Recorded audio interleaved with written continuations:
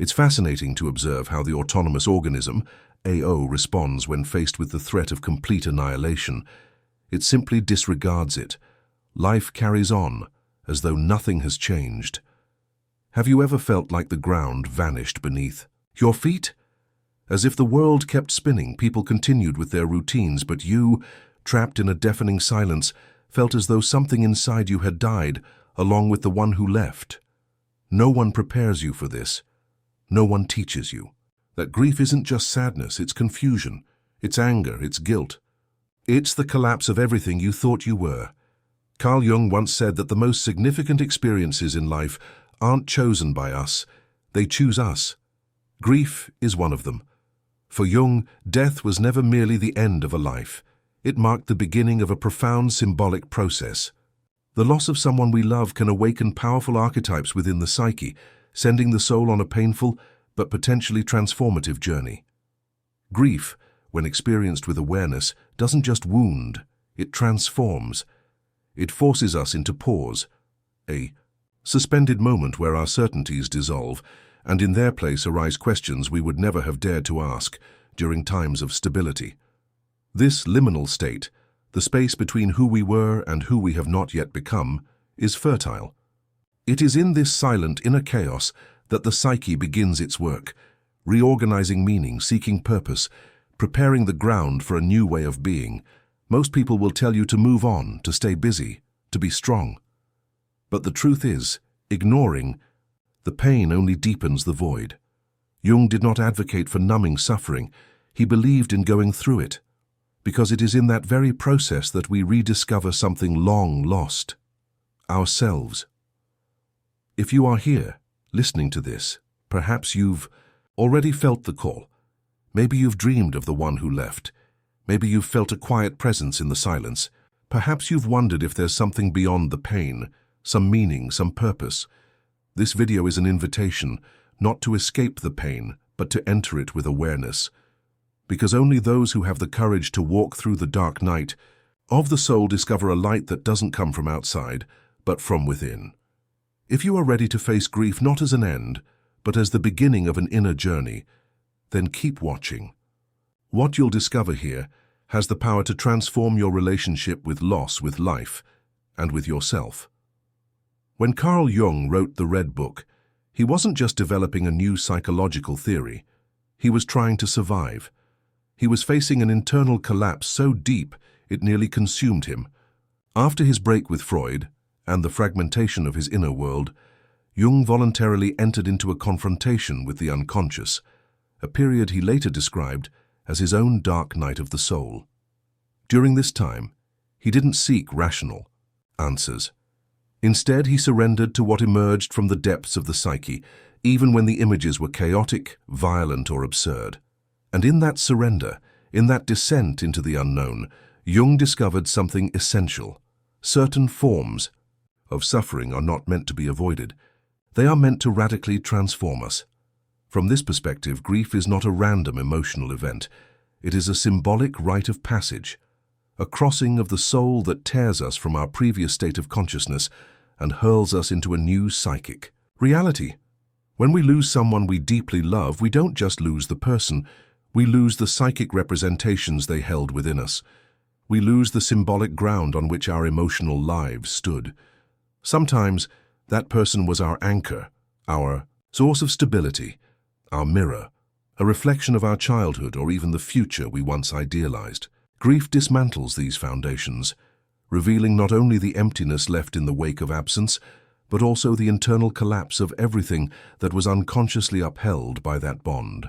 And it is precisely within this abyss that transformation begins, an abyss that, although painful and often terrifying, also acts as a portal. Jung believed that intense suffering creates cracks in the ego. Through these fractures, the self, the deepest and most complete dimension of the psyche, can finally emerge. In this sense, pain becomes an alchemical agent. It dissolves the old structures of the self, unravels rigid narratives, and propels the individual toward a new way of being. Much like the heroes of ancient mythology, who descend into the underworld to face monsters and return transformed, the grieving individual, if they have the courage to stay conscious through the pain, embarks on an initiatory journey.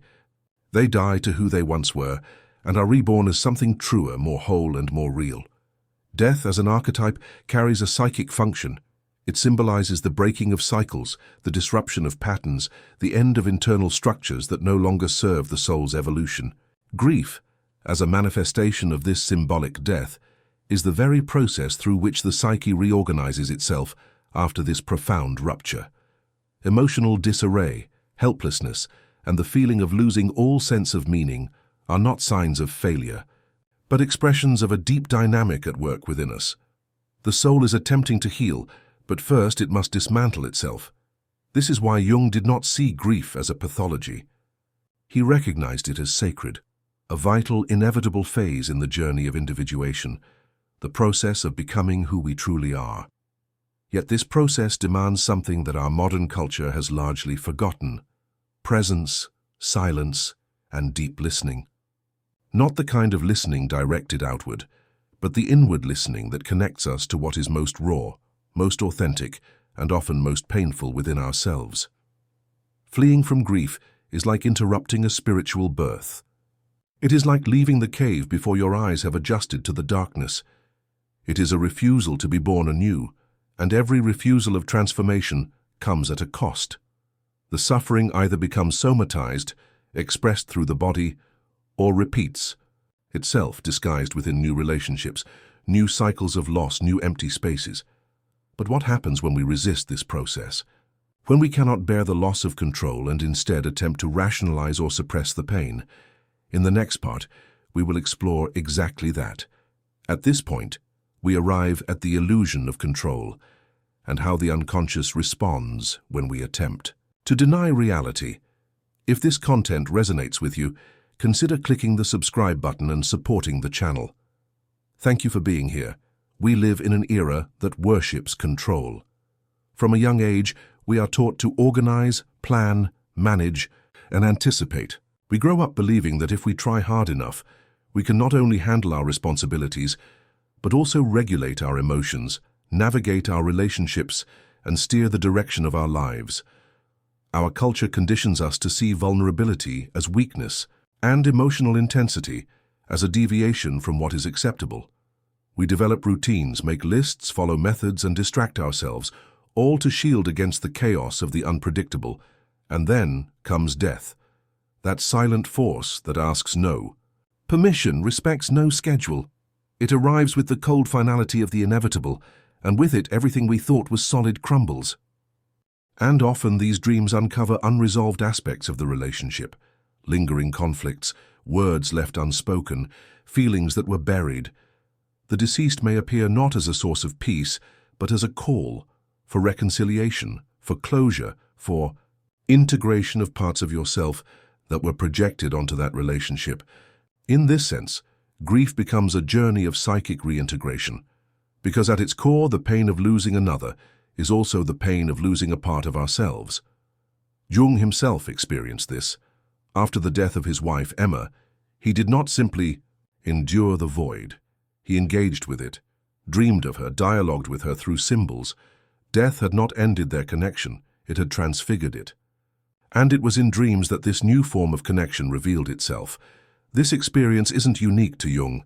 Countless people have shared dreams of loved ones that felt more vivid than waking life. In those dreams, they felt love, guidance, even peace. These are not illusions. They are symbolic expressions of a bond that has shifted from the material world into the realm of mystery. But for these dreams to truly serve their purpose, we must learn to listen, not with analytical urgency, but with symbolic humility. It's not about decoding them instantly. It's about allowing them to work within us, write them down, reflect on them, watch for patterns. Let the unconscious speak its language without trying to dominate it, because in grief, healing doesn't come from logic. It comes from silence, from the symbol, from the image that visits us in the night and makes us feel what we've spent the day avoiding. And it's in that strange and sacred terrain that something deeper begins to surface, the shadow. In the next part, we'll dive into this inevitable encounter, the confrontation with the shadow, Who are we when that person is no longer here? What part of our story was lost with them? And what other parts, until now, dormant, are being called to emerge? Jung believed that this identity collapse, as painful as it may be, was also a necessary movement. Loss forces us to abandon rigid identities, illusions of permanence and control. And it is precisely there that individuation can begin, when we stop seeking outside what can now only be rebuilt from within. In his autobiography, Memories, Dreams, Reflections, Jung movingly shares the impact of his wife Emma's death. It was not just memories or longing, it was inner transformations. He began to dream of her frequently, but not as she was in life. She appeared as a symbol, as a guide, as an archetypal presence that pushed him toward deeper dimensions of himself. Jung did not flee from the pain. He listened to it, he felt it, and more importantly, he allowed it to transform him. This psychic rebirth doesn't have a fixed script. For some, it emerges as a reconnection with the sacred. For others, as a change in life purpose. Some begin to write, to create, to help others. Some discover a strength they never imagined they possessed. What matters is not the what, but the how. Rebirth is not the denial of pain, but its assimilation. It is when we can carry the absence as a symbolic presence, when memory ceases to be an open wound and becomes fertile ground for new existential roots. But this transformation is only possible if there is surrender, not to passive resignation, but to the lived experience of suffering. The psyche, when respected in its language and time, reorganizes itself. It finds new ways to give meaning to life and death. The ego does not understand this immediately. It wants answers, dates, guarantees. But the soul works at a different pace. A pace that demands silence, listening, and courage to rebuild from what has been lost. And it is at this point that many people wonder, how can I help someone who is going through this process? How can I be present without invading? How can I offer support without trying to fix the other person's pain? In the next and final part, we will talk about this, how to truly stand by someone who is navigating grief without judgment, without haste, and with the listening that the soul requires. Crossing grief is above all a solitary journey, no matter how surrounded we are by people, advice, messages of support and words of comfort. The truth is that no one can feel for you. No one can descend into the depths of your soul and walk with your feet. But that doesn't mean we can't be there for each other. There is a presence that doesn't need words, a listening ear that doesn't seek to solve, only to embrace. And often that is all someone in grief needs, someone who has the courage to stay there in silence, without trying to erase the pain, just to acknowledge it. Jung said that healing is only possible when the soul is heard. And listening to another's soul requires more than superficial empathy. It requires real presence. It requires you to set aside the impulse to fix the suffering and instead offer space for it to exist. Don't say it will pass, because it may not.